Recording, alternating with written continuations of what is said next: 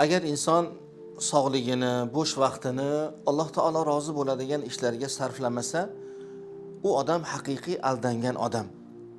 Rasululloh sallallohu alayhi va sallam marhamat qilib aytadilarki, ni'matan, ikki ne'mat bor. Maghbunun fihima kathirun minan nas. Aksar insonlar bu ikki ne'mat xususida aldanganlar, g'aflatdalar. As-sihhatu val faragh, sog'lik, salomatlik va bo'sh vaqt. Haqiqatdan ham do'stlar, sog'lik va salomatlik, bo'sh vaqt, bu ikki ne'mat shunchalar buyuk ne'matki, bularni yo'qotgandan keyingina bilamiz.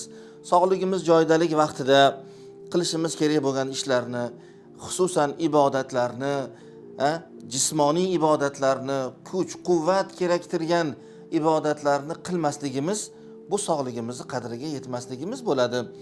Sog'ligimizni behuda, befoyda bo'lgan, sog'ligimizga zarar beradigan ichkilik, chekishlik kabi noxush odatlar bilan buzishligimiz bu ne'matni qadriga yetmasligimiz bo'ladi. Ayni vaqtda bo'sh vaqtimizni qadriga yetmaslik, Allohning zikri bilan, ota-onani ziyorati bilan, do'stlar, qadrdonlar bilan, ibodat, zikrlar bilan o'tish kerak bo'lgan vaqtlarni behudaga sarflashlik bu haqiqiy aldanishlik bo'ladi.